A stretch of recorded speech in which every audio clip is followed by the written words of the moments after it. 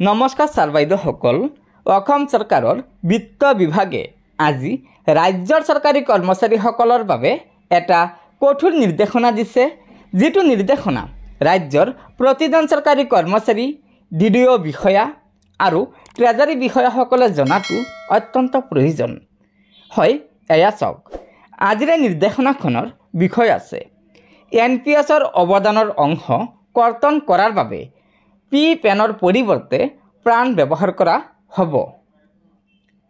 তলত জনাইছে NPSৰ অৱদান কৰ্তন কৰাৰ বাবে পি পেনৰ পৰিৱৰ্তে প্ৰাণ ব্যৱহাৰ কৰা সন্দৰ্ভত 6-10-2009 তাৰিখৰ উল্লেখিত স্মাৰকপত্ৰখনৰ সংশোধনৰ জৰিয়তে নিৰ্দেশ দিছে যে ৰাষ্ট্ৰীয় পেঞ্চন ব্যৱস্থা অৰ্থাৎ NPSৰ অধীনত কেন্দ্ৰীয় ৰেকৰ্ড কিপিং এজেন্সি অৰ্থাৎ CRAৰ দ্বাৰা আবণ্টন দিয়া পাৰ্মানেণ্ট ৰিটায়াৰমেণ্ট একাউণ্ট নাম্বাৰ অৰ্থাৎ পি পেনৰ পৰিৱৰ্তে কৰ্মচাৰী আৰু নিয়োগকৰ্তাৰ অৱদানৰ অংশ জমা কৰাৰ বাবে প্ৰাণ নম্বৰটোই ৰেফাৰেন্স নম্বৰ হিচাপে ব্যৱহাৰ হ'ব।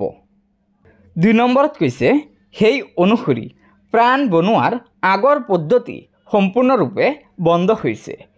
সংশ্লিষ্ট চৰকাৰী কৰ্মচাৰীসকলে প্ৰাণ বনোৱাৰ পাছতেই NPSৰ অৱদানৰ অংশ কৰ্তন কৰিব পাৰিব। 3 নম্বৰত কৈছে যিসকল চৰকাৰী কৰ্মচাৰীয়ে ইতিমধ্যে প্ৰাণ বনাইছে সেইসকল চৰকাৰী কৰ্মচাৰীৰ 2025 চনৰ অক্টোবৰ মাহৰ পৰাই পি পেনৰ পৰিৱৰ্তে প্ৰাণৰ ব্যৱহাৰ কাৰ্যকৰী হ'ব। 4 নম্বৰত কৈছে যিসকল চৰকাৰী কৰ্মচাৰীয়ে ইতিমধ্যে পি পেনৰ মাধ্যমতেই দৰমহা ওলাই আছে আৰু প্ৰাণ আবণ্টন হোৱা নাই, তেওঁলোকে 15 অক্টোবৰ 2025 তাৰিখৰ ভিতৰতে প্ৰাণ লাভ কৰিব লাগিব, অন্যথা অক্টোবৰ মাহৰ দৰমহা বন্ধ হ'ব পাৰে। 5 নম্বৰত কৈছে ডিডিঅসকলক আৰু ট্ৰেজাৰী বিষয়াসকলক 2025 চনৰ অক্টোবৰ মাহৰ পৰাই কাৰ্যকৰী হোৱাকৈ এই সংশোধিত পদ্ধতি কঠোৰভাৱে মানি চলিবলৈ নিৰ্দেশ দিয়া হৈছে।